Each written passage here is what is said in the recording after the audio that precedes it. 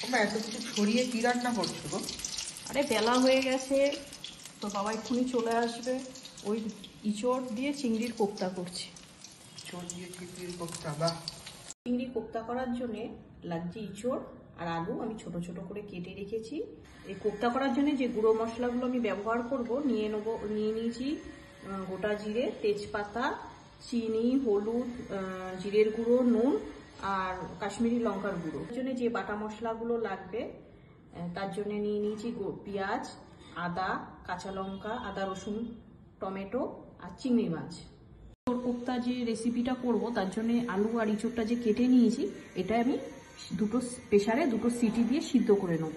Pressure কুকারে আমি দিয়ে দিচ্ছি, জল দিয়ে দিলাম, চামচ মতো নুন, মতো হলুদ গুঁড়ো দিয়ে প্রেসার কুকারটা আমি গ্যাসটা জ্বালিয়ে বসিয়ে দিয়েছি। দুটো সিটি করলে নামিয়ে নেব। ওর আলুটা সিদ্ধ হয়ে গেছে, দুটো সিটি দিয়ে নামিয়ে নিয়েছি। এবার আমি গরম তো আমি চামচের সাহায্যে মেখে নিচ্ছি।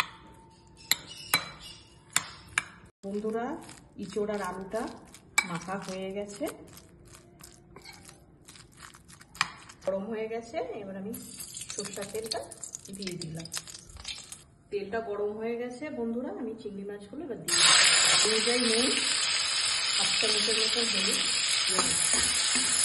এই আলু আর ইঁচড়টা তেলের মধ্যে দিয়ে দিচ্ছি।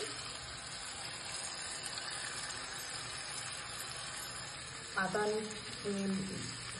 করে রেখেছিলাম আমি, এবারে ইঁচড়ের আর আলুর মধ্যে দিয়ে দিচ্ছি হলুদ, জিরের গুঁড়ো 1/2 চামচের মতন, মিষ্টি, চিনি, ভালো করে কষে নেব। বেসনটা দিলে ক্যাতক্যাতা ভাবটা ভালো করে নাড়িয়ে নেব। গরম হয়ে গেছে, এবার আমি হাতের সাহায্যে এরকম চ্যাপটা চ্যাপটা করে এই কর্নফ্লাওয়ারের জলের মধ্যে ভিজিয়ে এবারে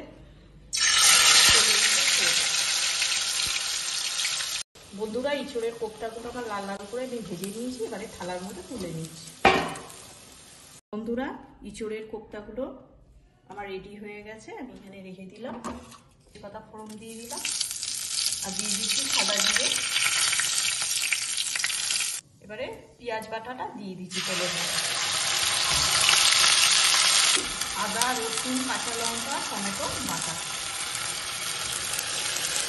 এবার কষে নেবো ভালো করে, যাতে কাঁচা গন্ধটা চলে যায়।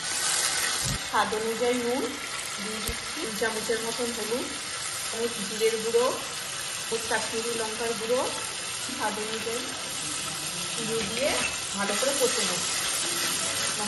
মশলাটা আমার কষে গেছে, চারিদিক দিয়ে তেল ছাড়া শুরু হয়ে গেছে। এবারে আমি জল দিয়ে দিচ্ছি।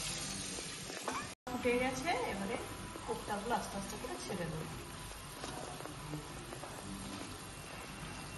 কমপ্লিট হয়ে গেছে, এবারে আমি নামানোর আগে দিয়ে দেবো গরম মশলা।